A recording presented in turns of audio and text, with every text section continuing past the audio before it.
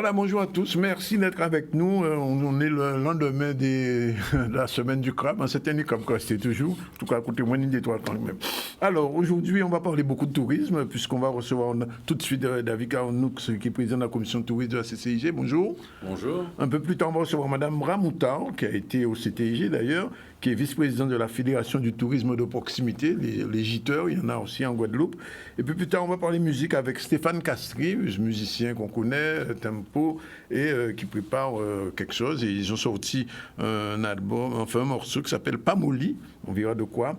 Et puis Colette Chico, qui est directrice générale de Bouka Caraïbes, c'est une Guadeloupéenne qui a été primée pour ses bouquets au fruits à pain. Très bon, respecté, qui portait Yann D pour nous ici tout à l'heure. Et puis on aura la chronique de Noémie Mille en fin d'édition. Sinon, l'actualité, c'est aussi des élèves qui sont sensibilisés, qui ont sensibilisé les vacanciers, les campeurs pendant Pâques sur l'environnement. C'est très important. Vous savez qu'autour des plages et autour des hôtels, il ne faut pas jeter les audits, mais enfin, quelquefois, les gens ne le comprennent pas. On est fatigué de le répéter. Sixième édition de la journée du cirque. Vianney Valverde était sur place, il va nous en parler.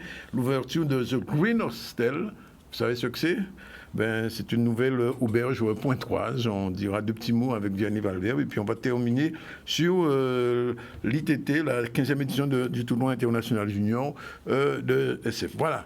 C'est ça le sujet aujourd'hui. Vous êtes en direct de Canal 10, en direct aussi sur le Facebook Live. Vous êtes en direct sur la radio Haute Tension et C10 FM. Donc vous avez tous les moyens de nous suivre en Guadeloupe, en Martinique, en France, un peu partout dans le monde. Alors, Monsieur Arnoux, merci d'être avec nous. On a le sentiment quand même que le tourisme veut démarrer, mais est-ce qu'il démarre vraiment? Alors, on est en pleine saison. En fait, nous arrivons à la fin de la saison touristique. Vous savez, notre saison, c'est, on va dire, début décembre jusqu'à fin avril, notre vraie saison. On peut dire, après tout ce qui s'est passé, on est un peu béni des dieux. Vous savez, la Guadeloupe est une destination qui est très aimée d'habitude. Oui, très appréciée, mais on a des atouts, il faut le dire. On a des atouts, mais on ne peut pas se réjouir d'avoir fait une bonne saison. Ça serait vous mentir. On a reçu du monde, mais par rapport à ce qu'on aurait dû recevoir, on est loin du compte. Voilà. Je prends pour cause, par exemple, la Croisière. Nous avons eu 0 bateau cette année. C'est toujours au stade 0? Écoutez, officiellement, oui. Alors, vous pensez bien que le CTIG, tout le monde, nous travaillons pour ça, la CCI. CTIG, nous travaillons, nous faisons du lobbying pour les faire revenir, car nous devions avoir une saison magnifique. On aurait dû avoir énormément de bateaux cette année. Et ça nous aurait beaucoup aidé, parce que vous savez, il ne faut pas voir les touristes, les croisiéristes juste de passage. Ce sont des gens qui viennent et qui reviennent et qui se disent « Ah, j'ai aimé, je risque. » Ça peut être un choix après, si vous voulez, pour un voyage prochain. Pareil, quand vous regardez le nombre d'avions qu'on a, ce n'est pas encore bon. Nous sommes à peu près, pour ne pas vous mentir, pour l'instant à un taux... nous avons une réunion à l'aéroport la semaine dernière, nous sommes à 51% de trafic. C'est pour vous dire par rapport à 2019. Ah oui. Le million, c'est très loin. Voilà, c'est pour vous dire comme quoi nous sommes loin du compte. Alors, nous avons apparemment une meilleure progression que certains aéroports de la métropole. Oui. En termes si vous voulez, par rapport à la crise, on récupère un peu mieux. Mais vous dire que le tourisme se porte bien, non, ça serait mentir. Ça a vraiment été... c'est vraiment le secteur qui a été le plus touché en Guadeloupe, la restauration, le tourisme, les gîtes, tout ça. Et aujourd'hui, on va devoir faire beaucoup d'efforts. On pense qu'on a été assez aidé par l'État, si vous voulez, sauf, l'État a été présent, on a fait un peu ce qu'il fallait aussi. Les gens ont fait énormément de sacrifices. Il ne faut pas se mentir, il y aura énormément de dépôts de bilan. Ah bon, à ce point-là? Je pense qu'il y aura énormément de dépôts de bilan parce que, si vous voulez, ceux qui ont touché le PGE, ils en ont profité. Ils n'ont pas les moyens de... Voilà, mais aujourd'hui, ils n'ont peut-être pas les moyens de rembourser. Et donc, ils ont passé, si vous voulez, la crise grâce au PGE. Mais maintenant, il n'y aura plus d'aide, ça sera compliqué pour rembourser. Donc, s'il y a des dépôts de bilan, ça va être à partir, je vais dire, du mois de juillet-août. On va commencer à... Dans le secteur hôtelier ou dans tous les secteurs? Dans tous les secteurs. Enfin, spécialement les secteurs touristiques. Touristiques. Parce que vous savez... Attelé au secteur touristique, vous avez les locations de voitures, vous avez la restauration, vous avez les traiteurs, vous avez les gens de la nuit, vous avez les pêcheurs, l'événementiel. Les pêcheurs, par exemple. Vous imaginez un pêcheur qui normalement avait l'habitude de livrer 300 kilos de langoustes par là, 200 kilos de poissons par semaine. Il s'est retrouvé du jour au lendemain sans ce marché à zéro. Je peux vous garantir que ça, les gens ne se rendent pas compte. Je prends souvent l'exemple de la petite dame qui vend des sorbets sur le bord de la route, qui a payé des fois des études grâce à ces petits sorbets, ce petit geste de tous les jours qui fait partie de notre tradition. Ça aussi, vous voyez, on ne les voit pas, c'est pas recensé, mais il faut tenir compte de ça. Ça veut dire qu'il va falloir quoi, 2 ans pour retrouver, enfin je parle sans possibilité de pandémie, hein. On nous met ça à côté. Voilà. Soyons optimistes. Il faut au moins 2 ans pour qu'on... Je pense qu'il va falloir au moins 2 ans. Toutes les études, encore une fois faites par des cabinets sérieux, vous montrent qu'il va falloir au moins 2 ans pour revenir au moins à ce qui se faisait en 2019. Mais alors, au niveau de la CCI, qu'est-ce qu'on prévoit pour quand même essayer de booster un petit peu? Écoutez, vous savez, on n'a pas attendu, vous vous rappelez, on avait mis dès le départ en place le guichet unique pour pouvoir aider les gens, les accompagner, résoudre un peu, essayer de trouver régler certaines problématiques. En tout cas, aujourd'hui, nous, on est très attentifs, c'est-à-dire n'importe qui nous appelle pour nous parler, c'est-à-dire n'importe quel mandant, quel que soit son métier, qui nous appelle aujourd'hui pour nous dire qu'il a des difficultés, on va pouvoir le renseigner, que ce soit au niveau même de sa comptabilité, et essayer de l'aider, vous voyez, au niveau juridique, s'il y a une forme, parce que vous avez des gens qui n'ont pas pu toucher des aides parce qu'ils n'étaient pas déclarés au bon endroit. Tout à fait. Voilà. Il y a plein de petits trucs comme ça où on va aider. Encore une fois, la CCI, nous ne sommes pas les magiciens, nous sommes des facilitateurs. Et c'est ce qu'on va faire, vous pensez bien. Alors, on a quelques fonds qu'on va essayer de mettre en place aussi pour aider certains ressortissants. Mais nous, ce qu'on va surtout essayer de faire, c'est de mobiliser. On travaille toujours en étroite collaboration avec la région et avec l'État, bien sûr. On va faire tout ce qu'il faut pour aller au plus près des entrepreneurs, essayer d'écouter vraiment leurs demandes pour pouvoir être efficace. Parce que vous savez, ce qui est important, c'est de ne pas faire des grandes lois, c'est de pouvoir écouter tout le monde pour avoir une réponse pour tout le monde.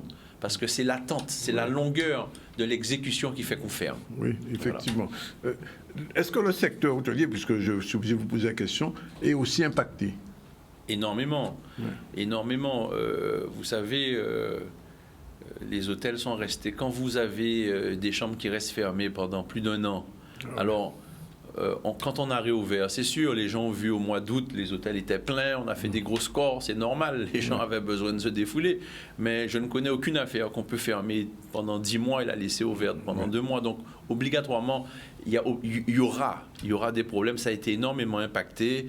Le personnel pour le remobiliser, il y a eu des plans qui ont été faits, vous voyez, même si on veut être solidaire. Je pense qu'il y aura un peu de casse. Il faut vraiment être positif, comme vous dites, penser qu'il n'y en aura plus, qu'il n'y aura plus d'arrêt. Et la Guadeloupe, on a toujours... Je vais parler de résilience. Nous sommes habitués, on a l'habitude de renaître.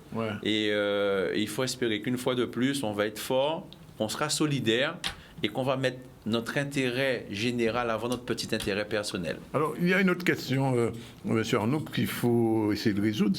On a la chance dans cette émission ici au Canal d'être vu en France en ce moment, même en direct. Beaucoup de Guadeloupéens ou non-Guadeloupéens nous regardent à ces heures-là. Il est quoi, 18h40, il va sortir en métro là. Qu'est-ce qu'on peut leur dire, comme pour les rassurer un peu, parce qu'il y a des gens qui ont peur encore de venir. Mais moi, vous savez, je dis souvent aux gens de me citer une destination où on peut venir sous les tropiques, où il n'y a aucun animal qui peut faire mal à l'homme. C'est-à-dire, il n'y a pas de serpent, il n'y a pas d'attaque de requin, il n'y a rien, il n'y a aucun animal. Me citer une destination où, quand pareil, vous êtes sous les tropiques, vous avez un service comme en métropole. C'est-à-dire que si vous faites un accident, vous avez un hélicoptère qui vient vous chercher.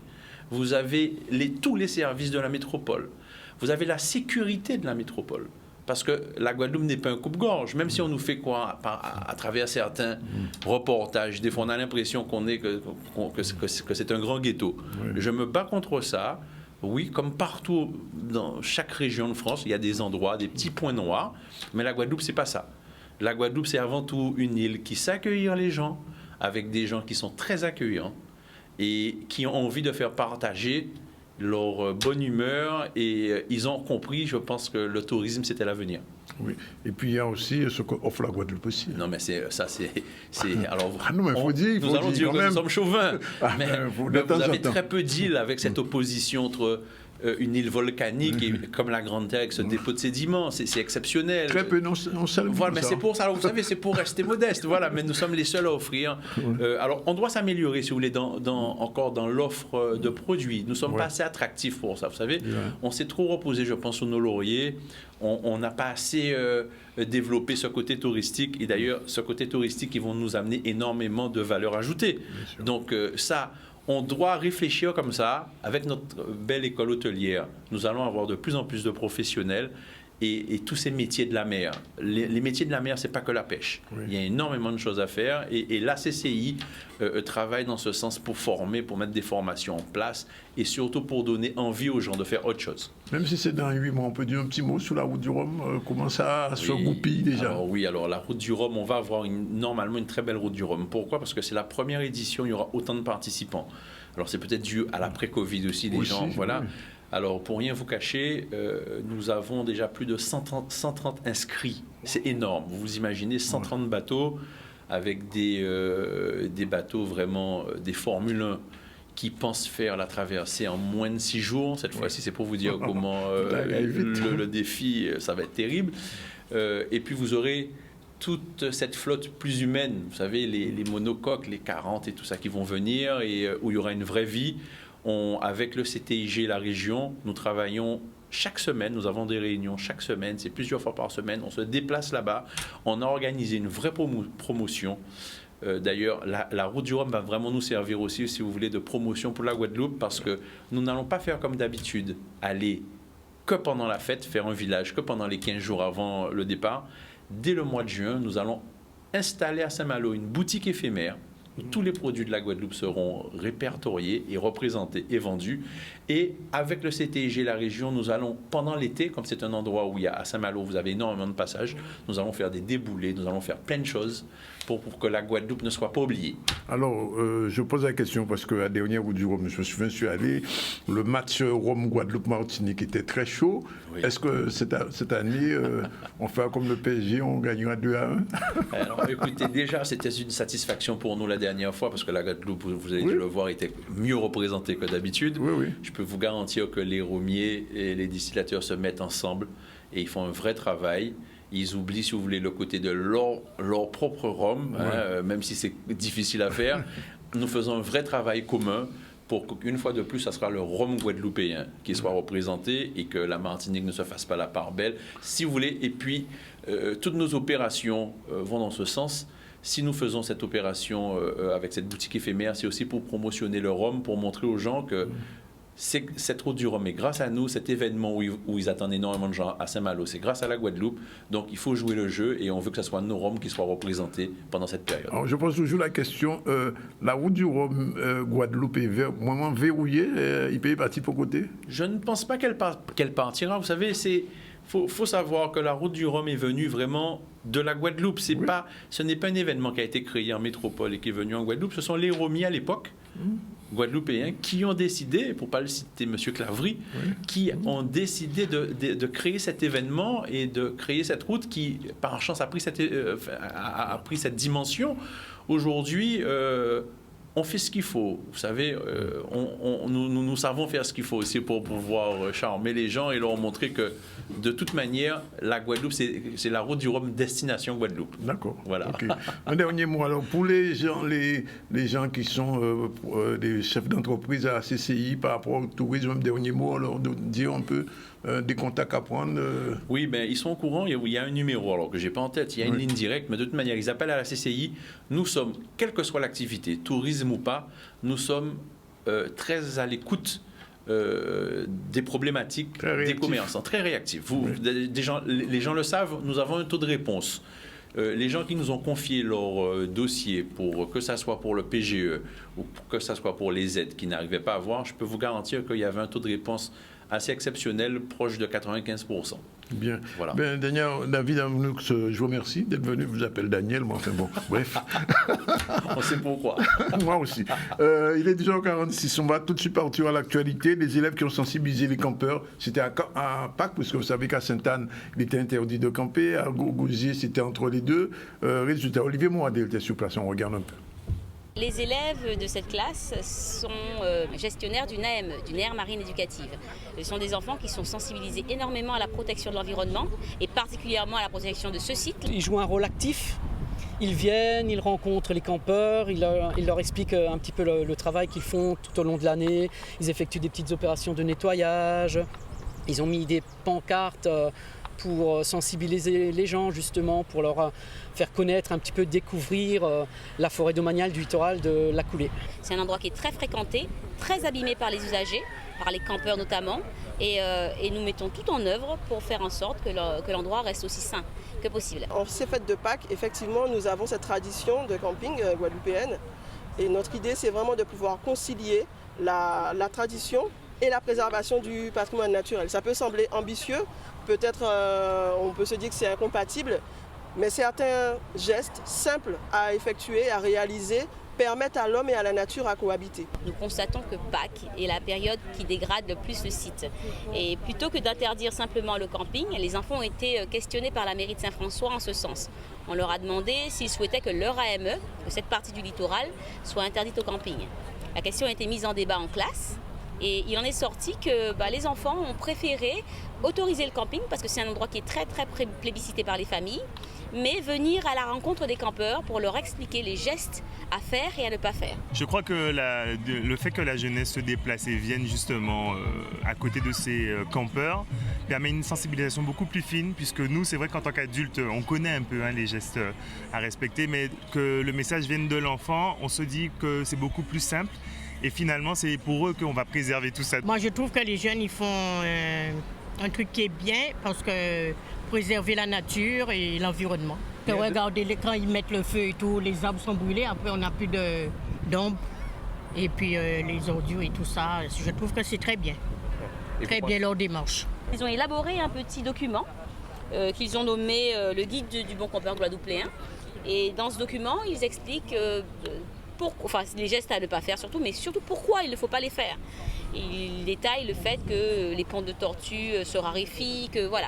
Et c'est une belle opération, ça met vraiment les enfants en contact, en situation de communication avec les gens directement. Et je me suis rendu compte au fur et à mesure des années, parce que ça fait 7 ans que je fais ça, que la parole des enfants est bien plus porteuse, que les gens vont être davantage sensibilisés si ce sont des enfants qui disent, que si ce sont des adultes qui le font. Très bonne initiative, effectivement, permettre aux jeunes de faire comprendre aux adultes qu'il ne faut pas jeter les eaux dans les plages là et que la plage nous appartient à tous et qu'il faut en tenir compte. Deuxième sujet, là on quitte le domaine de la mer et de la plage, on va un petit peu plus haut. C'était la 6e journée du cirque, puisque vous savez qu'il y a une école du cirque en Guadeloupe, des jeunes Guadeloupéens qui essaient de s'initier depuis plusieurs années à ces techniques du cirque. Reportage Vianney Valverde.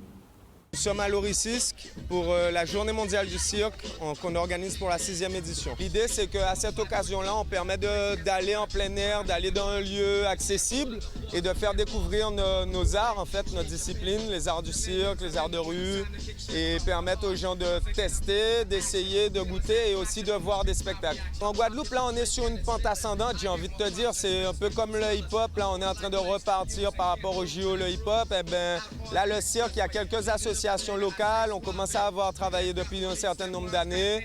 Du coup, ça commence à être mieux vu, mieux connu. Et en tout cas, on commence à avoir pas mal de jeunes intéressés par la discipline, ça c'est sûr. J'anime aussi l'atelier équilibre sur objet et jonglerie avec ma mère. Et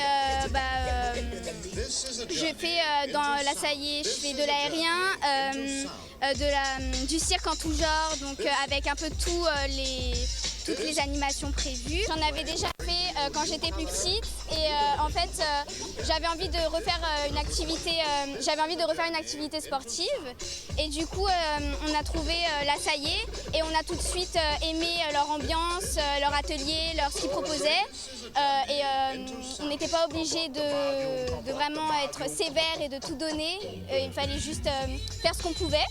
Et donc après, j'ai continué 4 ans et là, ça fait 4 ans que j'en fais vraiment. Nous, ça fait 8 ans qu'on a notre école de cirque. Ça fait 3 ans qu'on a notre local à Jarry. Et là, on commence à avoir vu passer auprès de nous toutes sortes d'âges de personnes. Le problème, c'est que les jeunes sont plus aptes à essayer de nouvelles choses. Donc forcément, il y a plus de jeunes pour le moment. Mais je pense que c'est en train de commencer à changer parce que les gens sont en train de comprendre qu'il n'y a pas de prérequis à avoir. Il y a juste à avoir un peu de volonté et s'y mettre et passer un peu de temps. Il faut vraiment se lancer parce qu'une fois qu'on y est, on ne peut plus s'en passer. C'est vraiment une activité qu'on prend à plein temps. Une fois qu'on a commencé, vraiment, tu continues, tu veux apprendre les différentes pratiques, les différentes choses que tu fais au cirque. Par exemple, la jonglerie, l'aérien, les équilibres, les acrobaties et toutes les autres disciplines à n'importe quelle heure, à n'importe quel âge. On a vu la jeune. C'est les 12h50, le proverbe du jour, comme chaque jour. Bien évidemment, on ne l'a pas oublié, puisque c'était la période du crabe. Et il faut savoir, on n'a pas le proverbe du jour aujourd'hui, on l'aura tout à l'heure, j'imagine. En tout cas, on prend la première pause et on se retrouve tout à l'heure.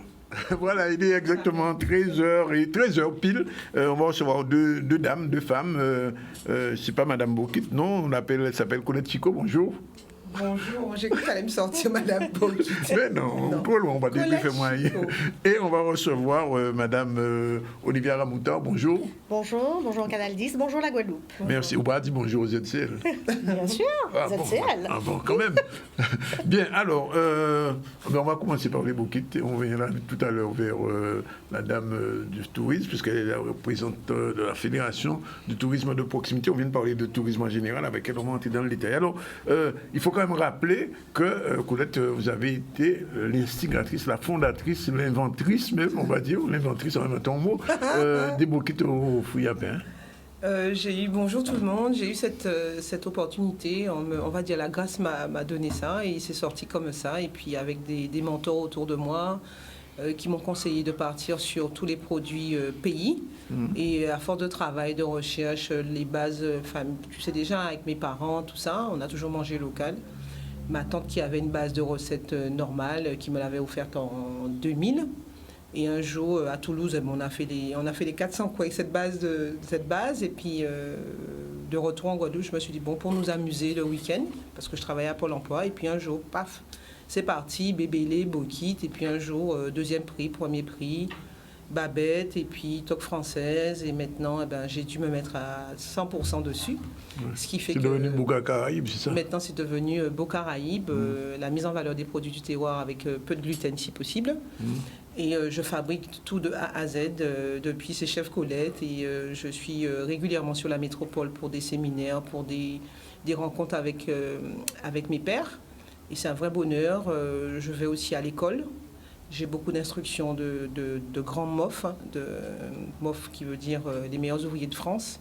J'ai des restaurateurs aussi qui sont avec moi, et en métropole bien sûr.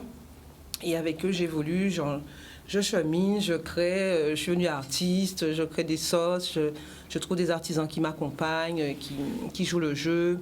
Et puis j'ai bien sûr le Père Noirtin qui est mon parrain, que je dis merci parce que c'est grâce à lui que cette aventure a pris forme, parce que sans lui, je n'aurais pas pu aller en métropole.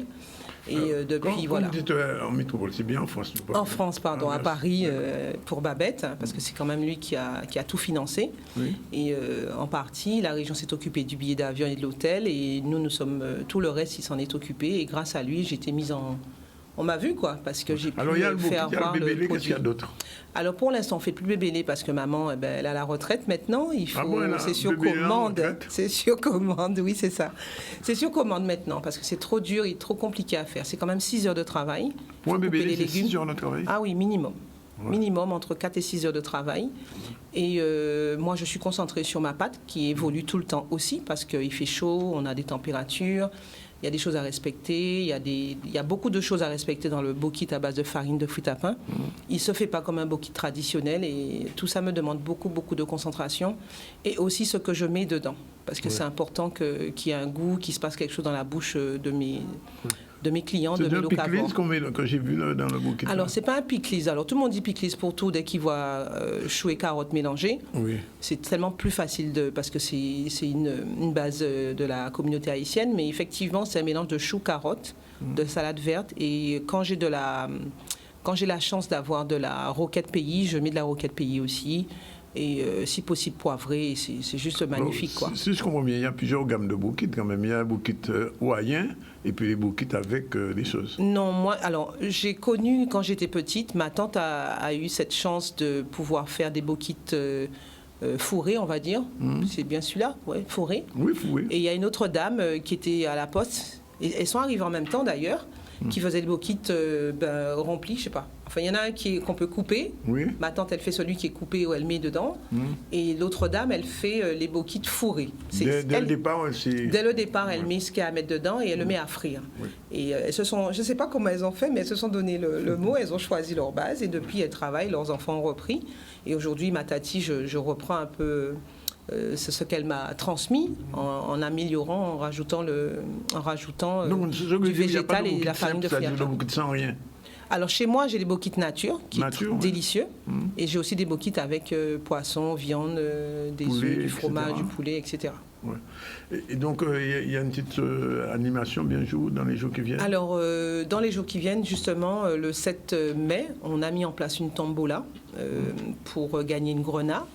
Et, oui, une grenat.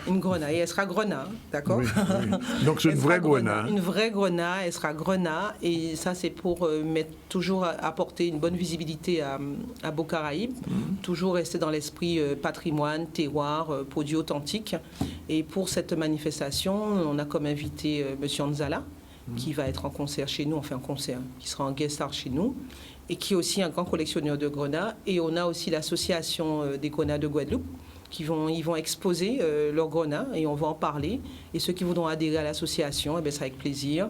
L'idée, c'est de faire connaître cette richesse que nous avons, ce patrimoine qui est la grenat, d'ailleurs, et qui est en train de s'effacer tout doucement parce que de plus en plus, on a du mal à trouver des grenats. Oui. Et ça coûte cher. Et ça se passe où, cette animation ? L'animation se passe à Beau-Caraïbes, à Impasse Gustave Eiffel, en face de Soprochim. Pas loin de Canal 10. Derrière Canal 10. Tout derrière, là. C'est derrière, là. Juste derrière. Ouais. Et ce sera à partir de 17h, il y a une tombola.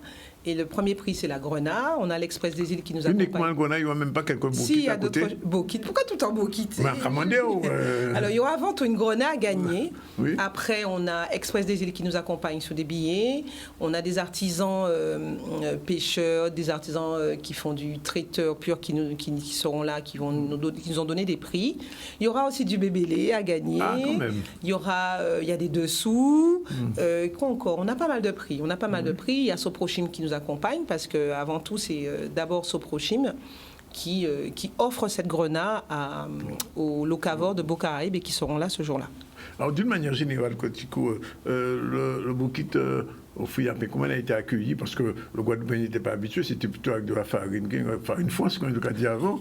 Et le changement gustatif, comment ça s'est fait? Alors au départ, il y en a qui ont du mal à ressentir le goût dans les bouquets. Et sache que ça a été très compliqué pour moi d'avoir la justesse, parce que c'est pas un produit que il est arrivé dans ma vie. C'est comme quelqu'un qui est rentré, petit à petit, il a pris ses marques.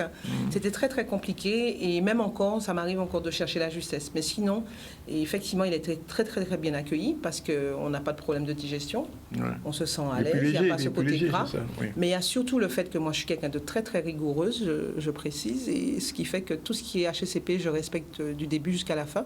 Que ça soit la qualité de l'huile que nous donnons à nos clients. Ça nous coûte cher, mais bon, on n'a pas le choix. On respecte les 4-6 heures de cuisson. On respecte les normes HACCP, la façon de stocker le produit, et qui fait qu'à la fin, vous avez un bon rendement et les clients sont satisfaits. Oui. Et ma cuisine, tu peux la visiter quand tu veux. Quand ils viennent, les gens rentrent, ils voient comment on fabrique, comment c'est fait, rien n'est caché, c'est très clair et ils sont très surpris du produit et ils voient les tâches et ils voient que c'est du fruit à pain. L'autre aspect, est-ce que la matière première, c'est-à-dire la farine de fruits à pain, on en trouve suffisamment? Alors pour l'instant, je travaille avec un fournisseur. Avec même un producteur en fait. Oui, on va dire un artisan. Oui. On dit, il faut trouver le mot. Il a une unité de production? Non, il a carrément on appelle ça une... J'oublie le nom. Tu sais, quand on veut dire un moulin. Il a carrément, il a vraiment la base. C'est un meunier, c'est ça? Oui. Meunier. C'est un meunier. C'est un meunier, carrément. Il a cette expérience. Et j'ai la chance de pouvoir avoir de la farine de fruits à pain pour l'instant avec lui. Régulièrement. Sans problème. Régulièrement. Dès que je commande, j'ai ma farine. Et ma recette, quand même, il ne faut pas oublier, elle est à base de farine de fruits à pain. C'est une recette végétale. Hein. Oui. Alors, on fait au mieux pour éliminer le blé. D'accord. Et c'est toujours très bon. Et c'est du lundi à quel jour? Alors, depuis Covid, Covid est passé par là, il faut résister pour exister. On a décidé de fermer début de semaine. Moi, je me permets de me concentrer sur tous mes documents, l'administratif, la partie com et tout ça, pour éviter les erreurs du passé et rattraper tout ça aussi. Alors maintenant, on travaille du jeudi midi, vendredi soir et samedi soir. Et le vendredi soir et le samedi soir, on a un concept d'ambiance, de soirée mis en place par des DJ que nous connaissons. Et on a des soirées salsa, soirées rétro-zouk, soirées éclectiques, bientôt soirée disco. On a bientôt Leila Chico aussi qui sera en concert. On a Patrice Ullman. On a pas mal de personnes qui viendront sur le site. Au Bouquet Store. Pourquoi tu veux m'appeler Bokit Store? It's not a Bokit Store, c'est Beau Caraïbes. Je ne fais pas que des Bokits. Et j'ai lancé un nouveau produit ce week-end à la VO. Il y avait la VO ce week-end. Oui. Et j'ai lancé encore un nouveau produit. Il n'y aura pas que les Bokits. C'est quoi ce nouveau produit? Alors, le nouveau produit, c'est un voie pays que j'ai réalisé. Et avec des produits différents et une sauce à base de crème d'ananas et de fruits à pain qui a bien été accueillie aussi à cet événement. Et bientôt, c'est un produit que les gens pourront trouver aussi. Et il y a d'autres choses qui vont arriver. Il n'y aura pas que les Bokits. Alors, préparez-vous. Alors, il y a quelqu'un qui me demande est-ce qu'on peut faire des accras avec la farine? Oui, j'en fais. J'en fais régulièrement. Ça m'arrive. Là, j'en ai fait encore ce week-end pour mes clients. C'était le cadeau avec la bonne abodée qui est passée nous voir. Et on a offert à nos clients, justement, des accras à base de farine de fruits à pain, malanga et giromon. Donc, même si la farine n'arrive pas de l'Ukraine, vous pouvez en faire? On peut en faire en tourner cette là en notre genre parce qu'il y a ni des bitins quand même qui ouvre pas qui a sorti en bas là déjà qui l'huile là nous t'es obligé de faire un stock et qui dit stock a pas des stocks non pas du tout le fait d'être la chance que nous avons c'est que le fait qu'on soit commerçant et on a déjà nos entrées quoi pour nous permettre d'avoir nos produits. Bien, merci Madame Chico. Merci monsieur. Je me tourne vers une autre dame, Madame Ramouta. Bonjour Madame Ramouta. Bonjour. Merci d'être avec nous. Alors vous êtes la vice-présidente de la Fédération du tourisme de proximité. Alors c'est quoi le tourisme de proximité? Je viens de recevoir quelqu'un de la CCI qui parle du tourisme en général. Il n'a pas dit un mot sur le tourisme de proximité. Alors qu'est-ce que c'est? Alors déjà, la Fédération du tourisme de proximité, c'est une fédération qui rassemble les professionnels de gîtes touristiques, de meublés, de villas. D'accord. Voilà, donc en fait, la proximité pour nous, c'est la proximité que nous avons donc avec nos clients. Oui. Donc en gîte touristique, on a l'expérientiel et la proximité que nous avons directement avec le client. Alors, est-ce que le gîte s'est développé au fil des années en Guadeloupe? Parce qu'on connaissait la Guadeloupe avec les hôtels à 2, 3, 4 étoiles, quelquefois 0 étoiles.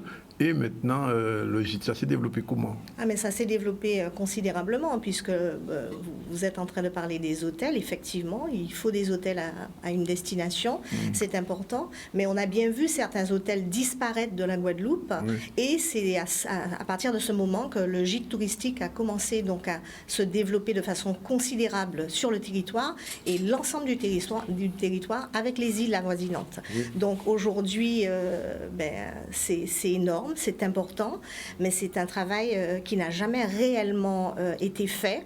Aujourd'hui, on n'est pas capable de dire quel est le poids économique de cette filière. Bon? Il n'y a pas d'observatoire sur les gîtes pour l'instant? Il y a un observatoire. On a quelques chiffres. Oui. Nous avons rencontré certaines institutions. Combien de gîtes il y a en Guadeloupe à peu près? Aujourd'hui, on représente plus de 7000 lits. Donc nous sommes 3, peut-être 4, voire 5 fois plus importants que le nombre de lits en hôtellerie. Oui. Donc aujourd'hui, c'est le sens du travail de la Fédération, c'est ce travail que nous menons aujourd'hui, déterminer donc l'ensemble donc, de cette filière pour pouvoir ensuite déterminer le poids économique de la filière. Oui. Je crois que ça, c'est important de le faire. Nous sommes nombreux et nous avons le mérite d'exister et de compter. On ne met pas d'étoiles pour les gîtes, non? Ah bien sûr. Ah, il y a des étoiles pour les gîtes? Évidemment, les gîtes, vous savez, il y a des gîtes non classés, mais il y a des gîtes qui sont classés en meublé de tourisme en étoiles et en épi par l'intermédiaire de Gîtes de France, qui est un label français. D'accord. Alors, la bonne ou la mauvaise question, c'est toujours savoir comment ça s'est passé les 2 dernières années. Ben, écoutez, tout le monde le sait, hein, on a vécu 2 saisons touristiques ratées.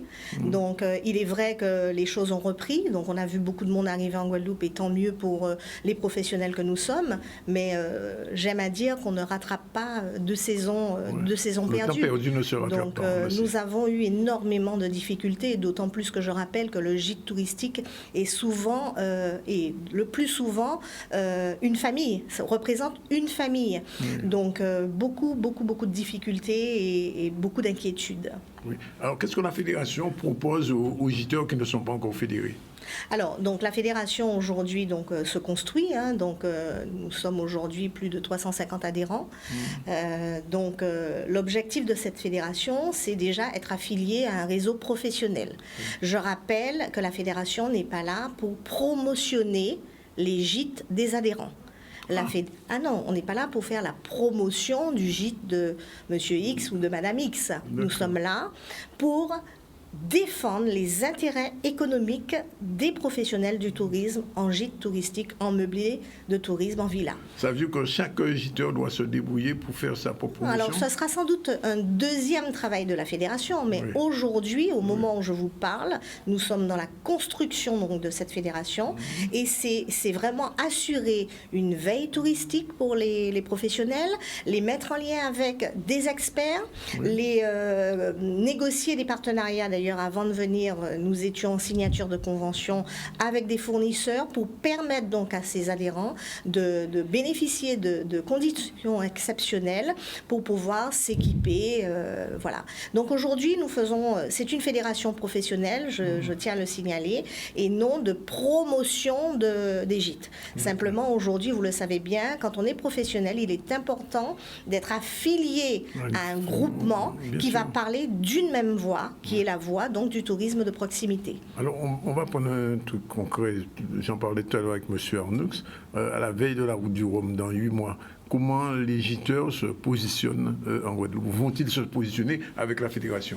Ah ben bien sûr, de toute façon, nous, notre rôle, c'est justement d'apporter cette information, d'autant plus que notre président Jean-Yves Ramassamy fait partie du comité de pilotage donc, de la route du Rhum. Donc la fédération sera présente à la route du Rhum également.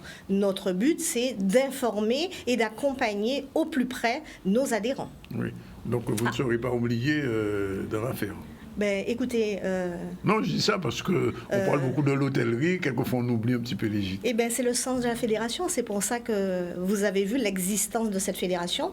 C'est qu'aujourd'hui, nous voulons compter dans cette offre touristique qui est importante, hein, qui est sur l'ensemble du territoire et qui, à mon sens, n'a pas été assez présente dans les discussions et dans les décisions du tourisme. Oui. Aujourd'hui, la fédération va rectifier les choses. Oui, et donc, sur le plan organisationnel, bon, les gîtes existent, mais la question du prix, parce qu'on nous regarde en Martinique, on nous regarde en France en ce moment, il y a des Guadeloupéens, des non-Guadeloupéens qui ont envie de venir, on dit, ouais, mais si le gîte est plus cher qu'un hôtel à 4 étoiles, autant aller dans l'hôtel à 4 étoiles. Non, c'est pas du tout le même produit. C'est pas comme ça qu'il faut raisonner. Un produit en hôtellerie, c'est un produit en hôtellerie, d'accord? Un produit en gîte touristique a une classification et on a des prix différents. Nous avons des prix, vous savez, ça dépend de la structure. Vous avez de l'offre. Vous avez des professionnels en gîte touristique qui proposent du service, qui ont qui sont étoilés. On a du gîte qui sont 4 étoiles. Ah bon? On a bien évidemment, on a des villas 5 étoiles. Et c'est là où c'est intéressant parce que je me suis rendu compte que nous-mêmes, les Guadeloupéens, nous ne connaissons pas en fait notre territoire puisque nous ne savons... Vous savez, depuis le démarrage de cette fédération, j'ai rencontré des professionnels et des structures mais absolument merveilleuse. On se demande, mais on ne savait pas que ça existait en Guadeloupe. Oui. Et notre fédération va bientôt organiser un éduc-tour. Un éduc-tour, c'est-à-dire aller à la rencontre avec certains professionnels, aller à la rencontre de propriétaires, donc de villas, de meublés de tourisme, pour montrer les richesses de la Guadeloupe. Oui. Parce qu'en fait, on a des hébergements absolument somptueux. Oui. Alors, est-ce que l'équilibre est respecté entre la Grande Terre et la Basse Terre au niveau de l'emplacement des gîtes? Parce qu'on a l'impression comme ça, c'est plus développé dans la région... Oui, ça s'est plus développé. Oui, par rapport un peu... on dit toujours la Grande Terre, c'est le côté bleu, les plages, etc. Voilà. Mais on a quand même, sur la Basse Terre, il y a un tourisme vert qui se développe.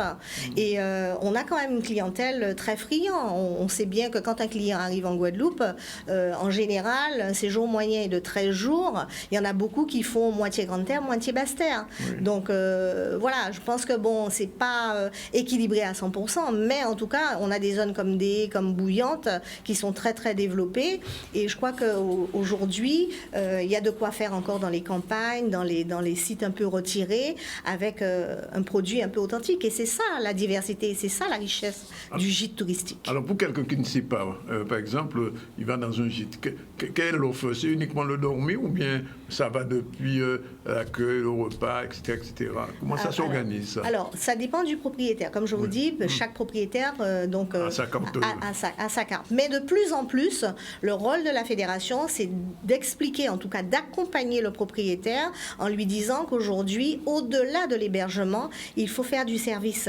Oui. Aujourd'hui, on fait du service, on a des gîtes qui proposent des activités, qui proposent des manifestations. Ah oui, et le client, il y a des gîtes qui proposent des manifestations. Absolument. Et le client est très friand de ça. Oui. Ça veut dire qu'il se passe quelque chose sur site. Oui.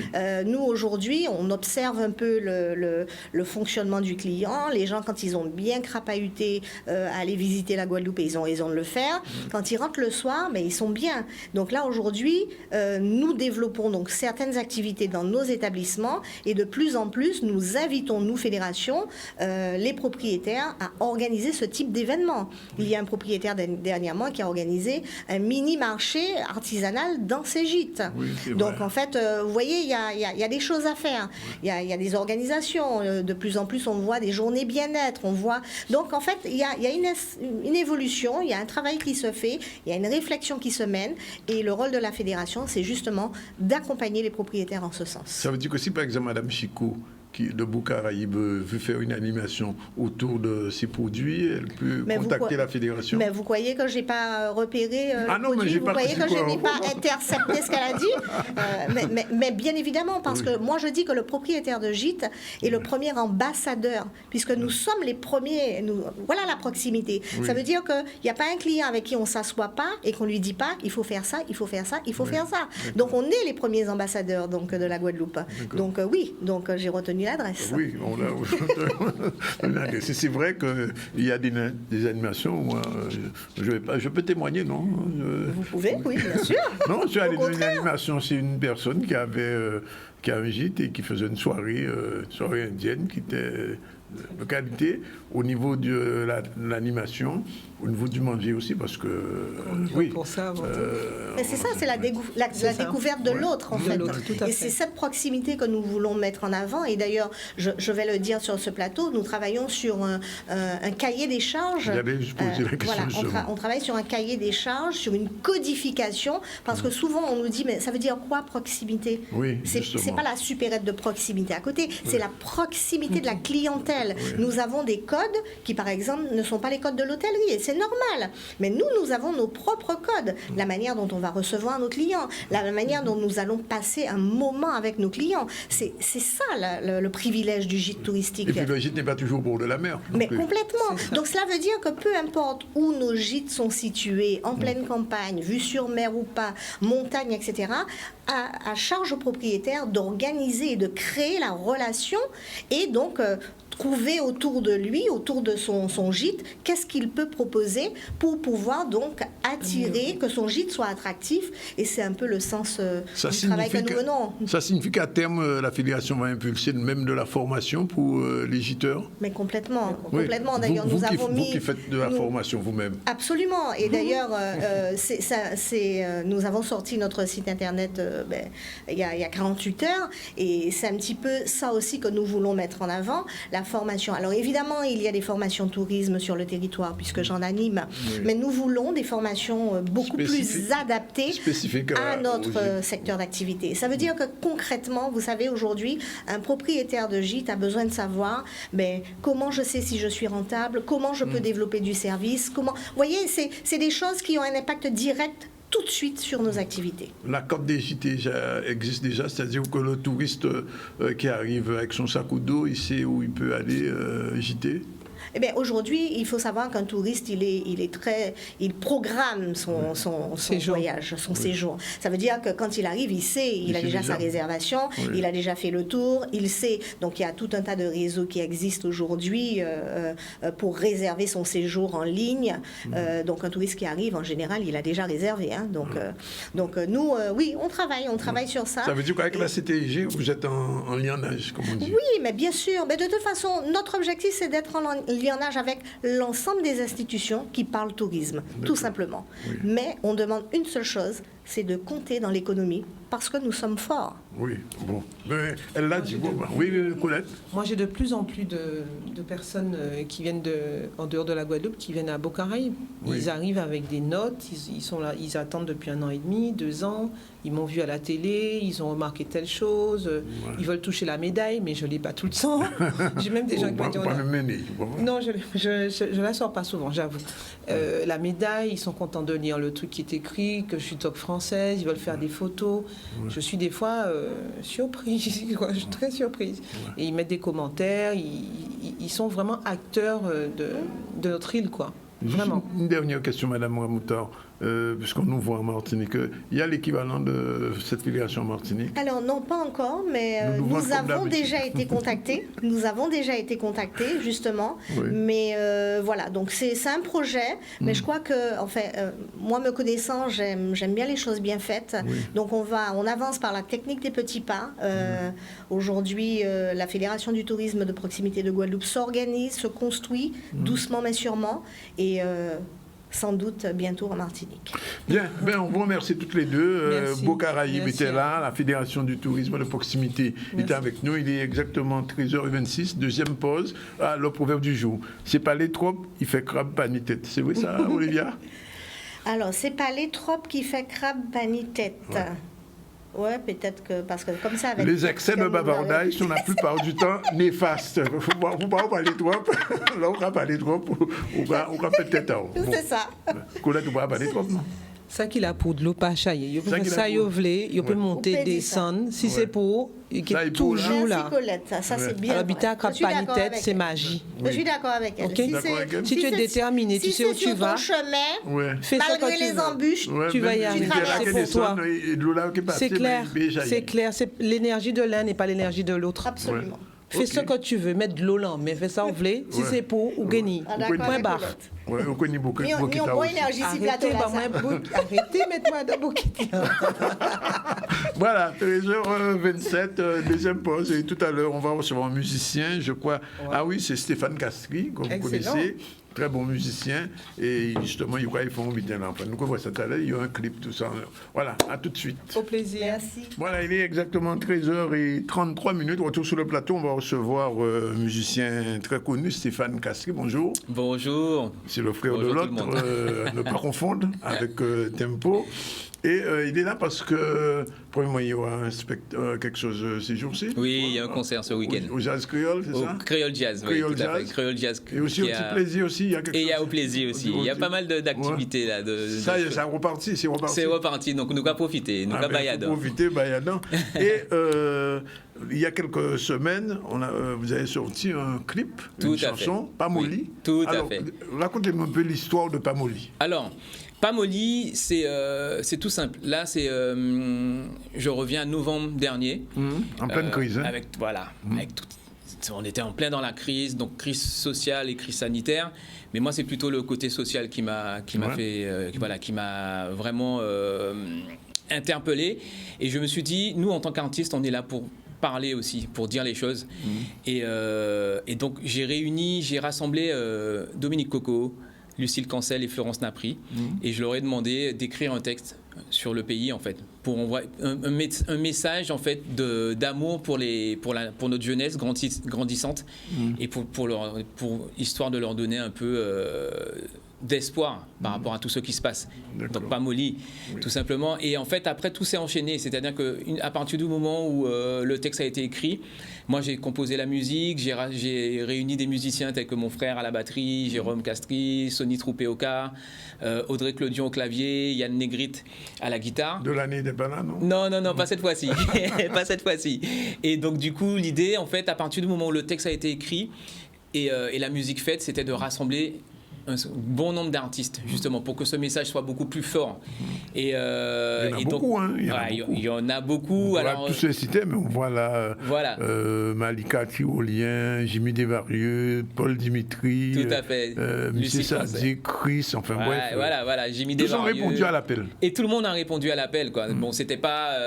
j'ai eu quand même... En gros, une bonne quarantaine d'artistes. On aurait pu en avoir plus, hein, mais bon, après, c'était le temps de tout gérer, tout ça. Tu as connu ça, We Are the World? Oui, tout à fait. Mais bien sûr. Mais bien sûr, juste nous, on dit, moi, son We Are the World créole, pas de problème. Donc, du coup, pas de problème, en cas point comme ça. Le plus important, c'est surtout que c'était le message pour notre jeunesse guadeloupéenne. On va regarder ça. On va regarder. On va se prendre un petit moment pour avec plaisir. Regarder Pamoli. C'est parti.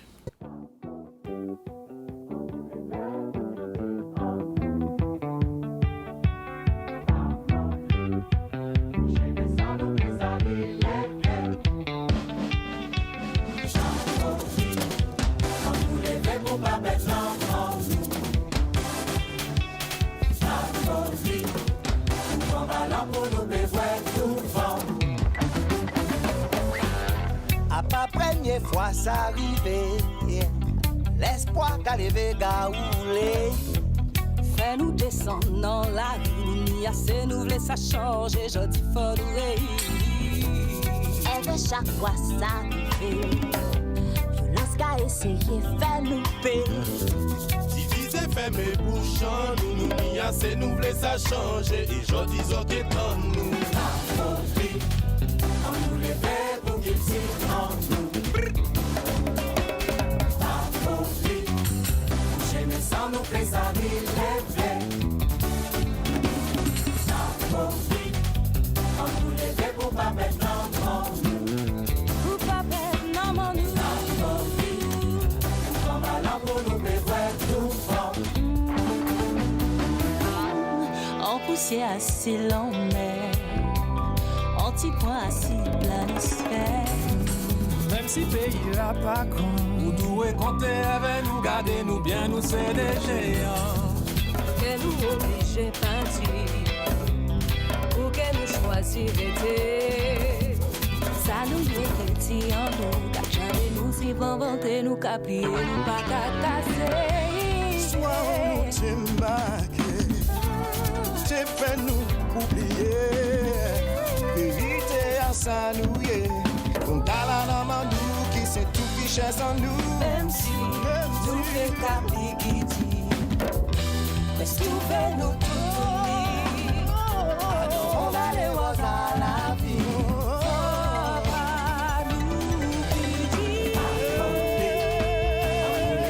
Pour qu'il s'y en nous. Oh yeah. Pas molli, sans nous messager.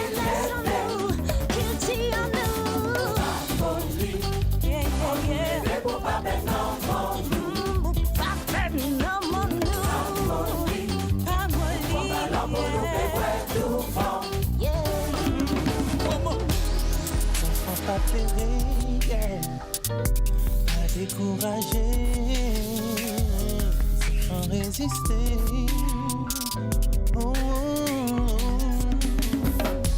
Si mes graines plantées, ou qu'elles récoltées, oublie faut qu'ils sont qu'à penser. Si bateau pas monter, Guadeloupe qui pas manger.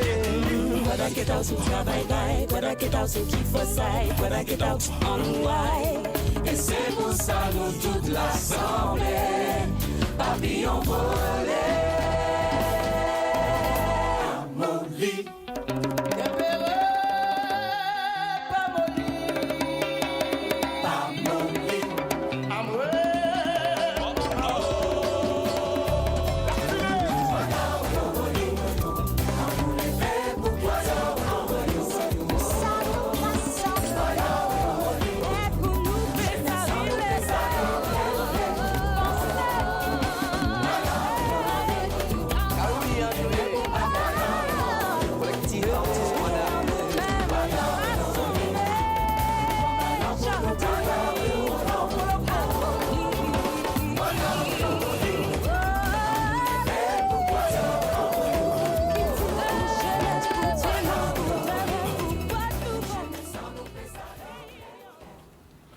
Voilà, bien, c'est une très belle, une bonne idée d'abord, une bonne idée.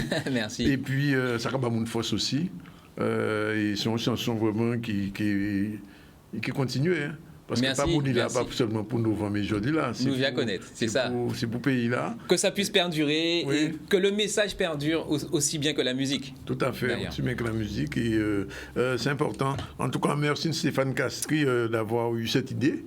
Un plaisir. Et d'avoir réalisé ça parce que c'est important pour le secteur artistique, mais pour la Guadeloupe d'une manière générale. Tout à fait. On a vu ce puzzle où on reconstruit les choses. Donc on met nous. Voilà, les choses sont dites. À travers les images, on comprend tout. On comprend tout. Et puis c'est surtout aussi l'unité et la solidarité entre artistes. Tout à fait, c'est très important ça.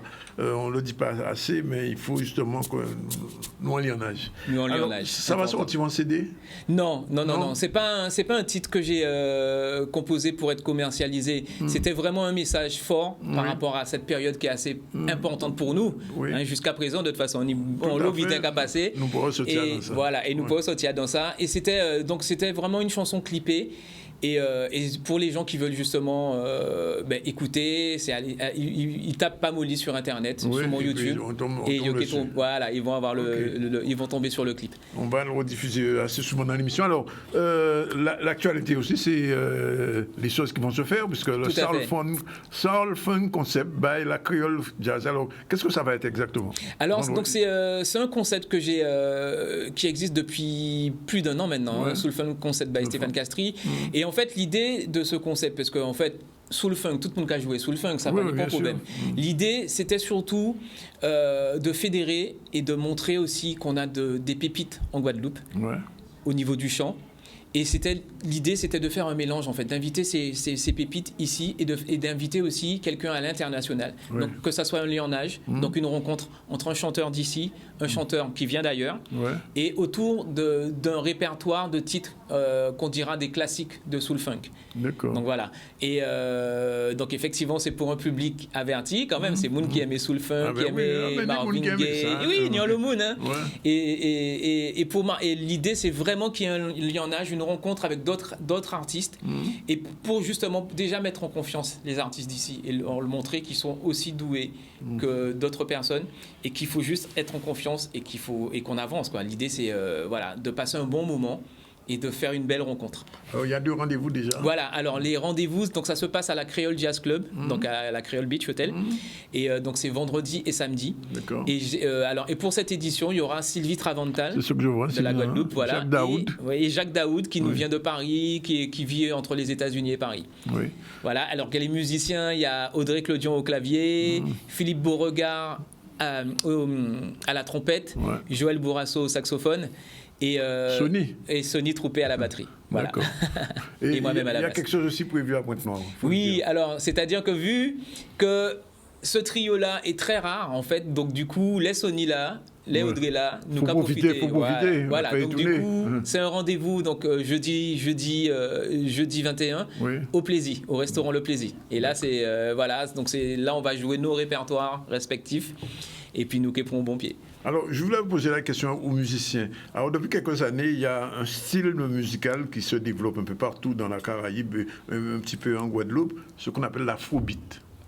Alors, comment le musicien guadeloupéen se positionne-t-il par rapport à ce rythme qui sort d'un peu partout? Enfin, qui sort d'un peu partout. On ne sait même pas où même ça va sortir. C'est ça. Depuis à l'époque de Fela où on sort, mais peut-être un petit peu là, mais enfin bon. Alors, moi, sans envie de dire ça, c'est que c'est pas nouveau déjà. Non, c'est pas nouveau.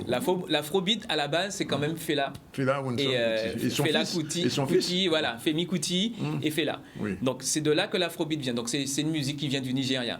Oui. Et il s'avère que depuis quelque temps, on appelle un nouvel élan et un mélange de cette musique, mais en même temps là écoutez des Nitibois Zoukandoula, voilà. Donc on n'est pas très dépaysé parce que finalement ça se rapproche de ce qu'on fait aussi.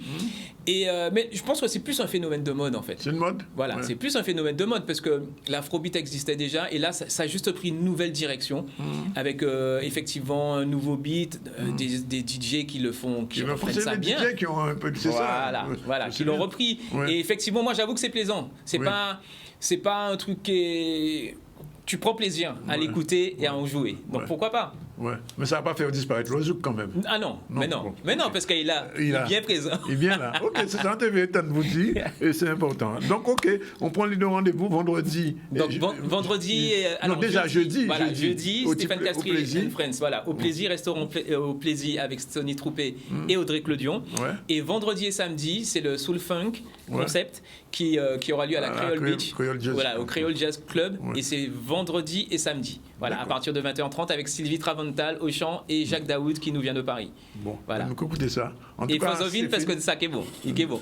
Merci d'être venu. Pas molli. Nous pas qu'à molli. Voilà, il est 13h et déjà 46 minutes. On revient à l'actualité. L'actualité, c'est l'ouverture du Green Hostel. C'est une nouvelle auberge au Pointe-Oise. Vianney Valverde était à l'ouverture. On regarde. Le Green Hostel, c'est d'abord une auberge de jeunesse éco-responsable et c'est également un lieu de réception culturelle. Moi, je suis volontaire aujourd'hui et en fait, ce que je connais un peu, ce projet est tenu par Xavier Samba et l'idée, si vous voyez un petit peu tout ce qui se passe dans l'immeuble, c'est que ça a été fait et monté par un peu tout le monde. Donc il y a beaucoup d'artistes qui ont participé au projet, beaucoup qui ont peint, qui ont aidé à la mise en œuvre de ce lieu. Et en fait, c'était un ancien immeuble et il n'y avait rien. En fait, il n'y avait rien, tout avait fait à la récup, tout avait fait au volontariat, aux aides, aux dons. Et voilà, c'est un peu le cœur et l'esprit voilà, du lieu. Je suis venue à la porte ouverte de The Green Hostel, qui est tenu par Xavier, donc c'est un jeune Guadeloupéen qui a monté ce projet. Je veux dire que le projet a eu beaucoup de hauts et de bas. Je suis extrêmement heureuse aujourd'hui de venir à cette porte ouverte parce qu'il aurait pu abandonner. Et bien entouré quand même, il n'a pas lâché l'affaire. Et ça donne un résultat magnifique aujourd'hui. C'est un projet qu'il porte depuis quelques années. Et donc voilà, donc on a pu le suivre en tant que un peu voilà, les gens autour de lui. Donc on l'a vu évoluer et monter ces 2 étages. Voilà, de rien à ce que c'est aujourd'hui. C'est nécessaire. Aujourd'hui, maintenant, le tourisme change un peu. On a beaucoup plus de touristes sac à dos. Et c'est bien d'avoir un lieu qui soit dans Pointe-à-Pitre, ce qui montre la culture. Il montre un peu le savoir-faire culturel et artistique de la Guadeloupe. Et en plus, il est éco-responsable. J'ai visité une partie des lieux. Ce qui m'a frappé déjà, c'est le côté végétal. Donc ça répond à The Green Hostel. Il a voulu quelque chose de vert. Et aussi les fresques ou les graffitis qui sont aussi magnifiques, qui donnent vraiment toute sa splendeur au lieu. La décoration à laquelle j'ai participé n'est pas censée ne pas durer longtemps en fait. Donc en fait c'est ouvert aux artistes qu'ils viennent et qu'ils prennent un mur, une chambre. Il y a des ouvertures, donc en fait c'est un lieu qui est amené à vivre et à évoluer. Voilà, bien sûr, le deuxième lieu, puisqu'il y avait déjà le centre des arts Artisans Résistance, et puis là, le Green Hotel. On termine cette édition avec la 15e édition de l'ITF, le tournoi international de l'Union de SF, et c'est Olivier Moadel qui s'est collé et qui a vu, on regarde. Tous les jeunes qui veulent passer effectivement le cap du haut niveau passent par les tournois juniors. Donc c'est un élément très important pour la Fédération française de tennis d'avoir en Guadeloupe et en Martinique après ce tournoi international, parce que ça permet aux jeunes de nos îles de se confronter aux meilleurs. Et pour la première année, effectivement, on a eu la chance d'avoir le jeune de la TC Pignot qui a fait la demi-finale et encore la chance d'avoir Neanda Tomias en finale aujourd'hui. C'est extraordinaire pour nous parce qu'après 15 éditions, c'est la première fois qu'on a deux Guadeloupéens dans le dernier carré et une Guadeloupéenne en finale. Super contente déjà parce que c'est une belle victoire et c'est génial. Et j'ai beaucoup travaillé pour en arriver là, donc ça confirme un peu aussi ce que j'ai fait ces derniers temps. Donc, voilà. Le sport est un vecteur touristique énorme, puisque non seulement il y a la vitrine médiatique, mais il y a aussi le fait qu'il y a un déplacement de population vers Saint-François. Ce sont les gîteurs, les hôteliers, les marins-pêcheurs, les agriculteurs qui en profitent parce que chacun veut un petit peu goûter aux produits du terroir, puisque tous les accompagnants qui sont autour, puisque nous sommes en plus dans une période de vacances, une période touristique encore qui n'est pas terminée. Cela veut dire que des gens viennent un petit peu à Saint-François pour le tennis, mais également pour faire autre chose, puisque tout cela participe de l'attractivité de notre territoire. L'organisation déjà elle est incroyable, le club il est génial, tout le monde est super sympa, les cordeurs, les kinés ils sont vraiment tous à disposition et ça c'est génial. Et le niveau il est très bon, la fille que j'ai jouée en finale, ça a été vraiment très dur de la battre, j'ai vraiment dû tout donner pour pouvoir gagner et voilà. Il nous a fallu la bénédiction de la Ligue de Guadeloupe, la bénédiction de la Fédération française de tennis et une organisation bien huilée avec un certain nombre de personnes de mon organisation qui ont fait que ça a très bien fonctionné cette année. On est très contents, on est très heureux. Tout le monde, tous ceux qui sont passés, tous les joueurs, les coachs sont heureux d'être passés ici et nous félicitent. Et nous aussi, ça nous fait plaisir. Là, je vais en Martinique faire un autre ITF. Là, ça commence lundi. Et ensuite, je vais faire du repos un peu et après, je vais repartir en Espagne pour des tournois ITF. Voilà, nos jeunes qui promettent au niveau de tennis. Alors, on va revenir sur ce qu'on a vu aujourd'hui, les gens qu'on a reçus. On a reçu d'abord David Arnoux, le président de la commission tourisme du CCIG. Et puis, on est resté dans le tourisme avec Olivier Aramoutan, qui est vice-président de la Fédération de tourisme et de proximité. Stéphane Castri est là, mais avant de lui, on a reçu Colette Chico, la directrice générale de Beaux Caraïbes. Et Stéphane Castri est venu nous parler de ce clip qui est sorti.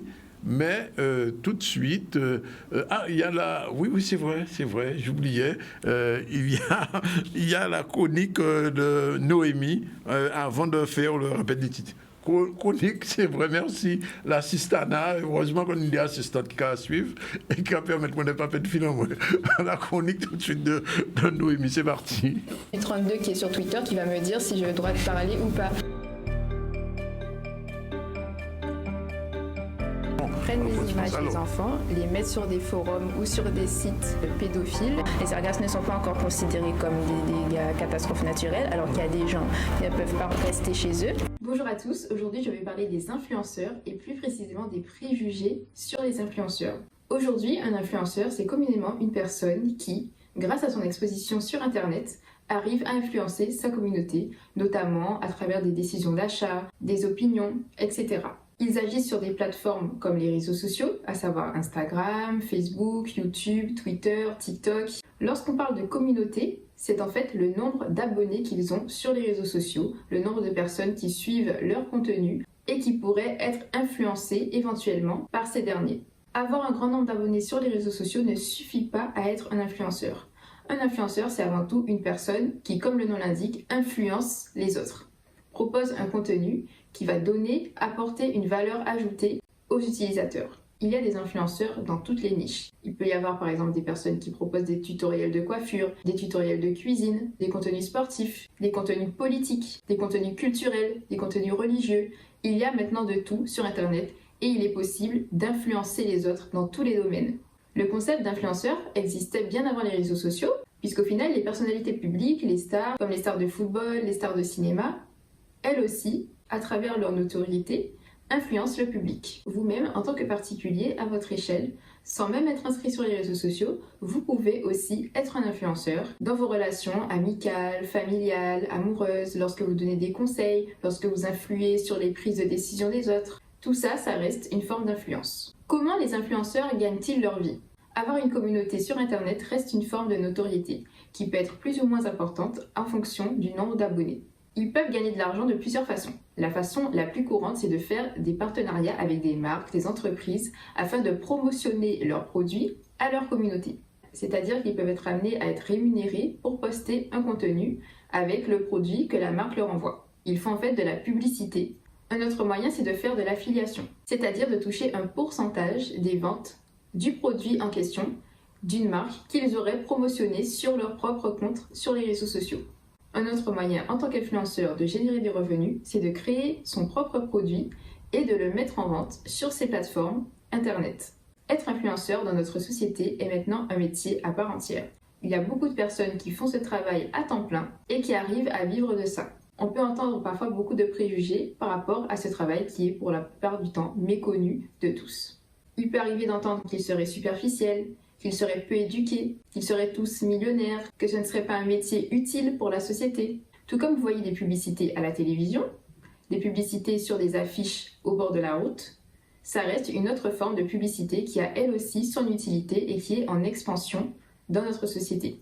C'est une tâche qui demande beaucoup de créativité pour créer du contenu, une organisation, du leadership, parce que ce n'est pas évident de construire une communauté sur les réseaux sociaux, puisqu'il faut que les gens aient envie de nous suivre, il faut que les gens aient envie de s'abonner à nous, il faut apporter de la valeur aux gens, il faut que les gens aient de l'intérêt pour l'influenceur et qu'ils décident de suivre ses publications.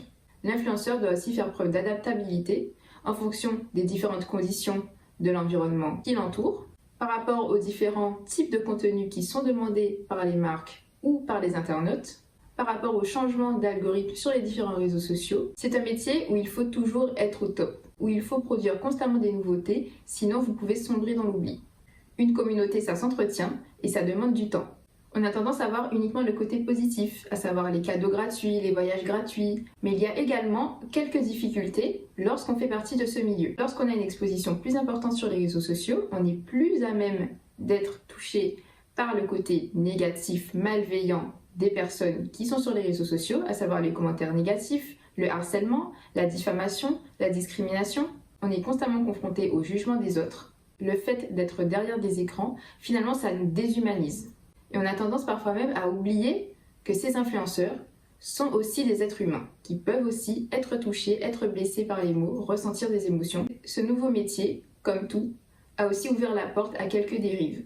Il peut y avoir par exemple des faux influenceurs, c'est-à-dire des personnes qui vont payer pour avoir des abonnés, donc des faux abonnés, des fausses personnes, pour faire croire qu'ils ont une communauté importante et donc obtenir des partenariats avec certaines marques, se faire rémunérer pour faire la promotion de produits à des personnes imaginaires. Le partenariat ne va donc rien rapporter à l'entreprise à rémunérer ce faux influenceur. C'est un milieu qui peut être très compétitif. Il y a beaucoup d'influenceurs maintenant en 2022. Donc il faut se démarquer, il faut sortir du lot. Et pour sortir du lot, il faut donner toujours plus, faire toujours plus de contenu, être toujours à l'affût des nouveautés, de ce qui pourrait fonctionner, entretenir sa communauté. Et parfois, on peut se mettre ou recevoir de telles pressions que ça peut même jouer sur notre santé psychique. Être inscrit sur les réseaux sociaux ou avoir une certaine présence sur Internet amène à avoir une e-réputation, c'est-à-dire une réputation virtuelle, une réputation sur Internet, qui parfois, si elle est positive, peut aussi être négative et avoir des conséquences vraiment réelles sur la personne en question. Il est parfois arrivé que certaines personnes malveillantes fassent la promotion de produits de façon malhonnête et ruinent l'image de l'entreprise qui fournit ce produit. Sur Internet, tout va vite et tout peut prendre des proportions vraiment immenses. On peut être facilement victime de harcèlement, de discrimination, de propos diffamatoires, d'émissions d'informations calomnieuses qui peuvent mettre à mal notre intégrité et notre crédibilité aux yeux des autres. Cela peut affecter notre vie personnelle mais aussi notre vie professionnelle, puisque maintenant il y a même certains recruteurs qui demandent un CV mais qui regardent aussi l'e-réputation des candidats sur les réseaux sociaux, sur Internet. C'est-à-dire qu'ils font des recherches, qui tapent le nom de la personne sur Internet pour voir ce qu'on dit d'elle sur les réseaux sociaux. Être influenceur est donc un métier totalement à part entière, qui peut être aussi crédible qu'un métier classique de la société. Il ne faut pas sous-estimer la puissance des réseaux sociaux, il faut selon moi les utiliser à bon escient et en tirer profit, selon ses propres compétences et ses propres centres d'intérêt. Bien sûr, comme tous les métiers, il ne correspond pas forcément à tous. Voilà Noémie qui nous a fait une petite leçon sur les influenceurs. Il y en a de plus en plus d'ailleurs qui sont utilisés dans la vie quotidienne, sur certains médias et qui servent justement aux entreprises économiques. Alors, je voulais finir en musique avec ce petit mix que Jordan nous a préparé suite au passage de Stéphane. On va tout de suite regarder ça. C'est parti.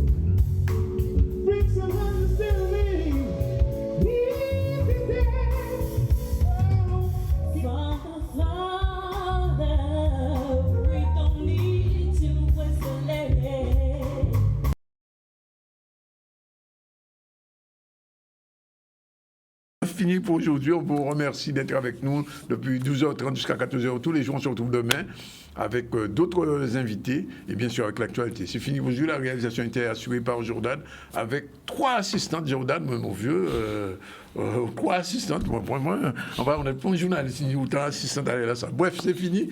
On se retrouve demain.